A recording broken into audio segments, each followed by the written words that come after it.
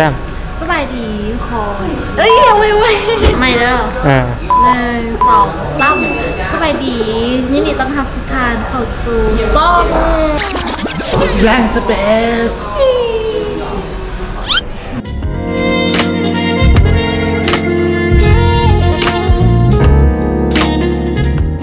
เจ้าสบายดียินดีต้อนรับเข้าสู่การถ่ายโพสเทรตหลังจากที่ไม่ได้ถ่ายมาถึงนานวันนี้เขามาอยู่กับนางแบบคนใหม่ชื่ออย่างมีไอ้เจ๊กตี้ไอ้คนถ่ายเรื่องอายุสเปดไปงามนะซึ่งว่างามมันต้องสนใจเรื่องอายุวันนี้ทำมาถ่ายย้อนแสงซึ่งช่วงถ่ายโพสเทรตย้อนแสงนะมันอยู่ในส่วน5 โมงครึ่งซึ่งเป็นส่วน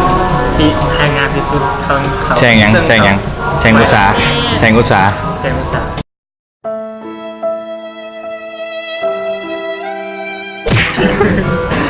ทวายไลท์นี่แอมพายป่ะแอมพา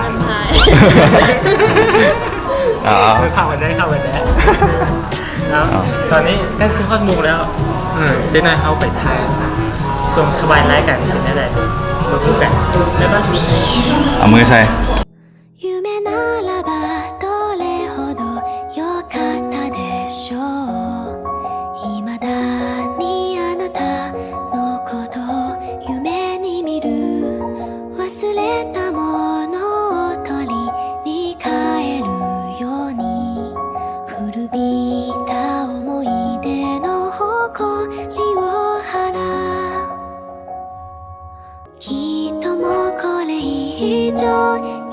続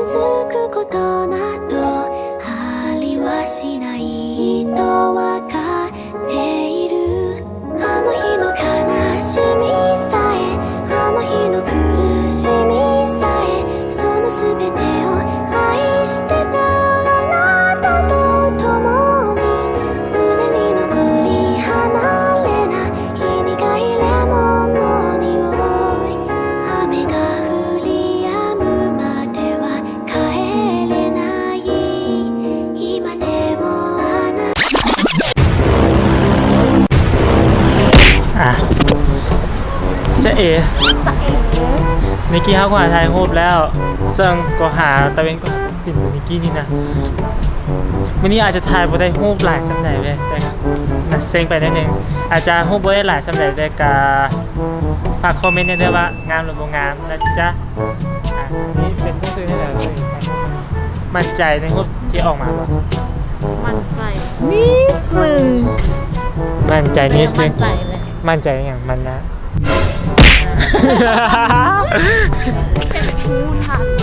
เอาซ่องเขามีทางใน YouTube น้ำแล้วก็ขอให้ท่านทำมากกะฝากกดไลค์กดแชร์คลิปนี้แล้วก็กด Subscribe อยู่นี่นะฝากกด Subscribe เด้อวันนี้วันเดือนซัมนี่แหละขอใจบ้าน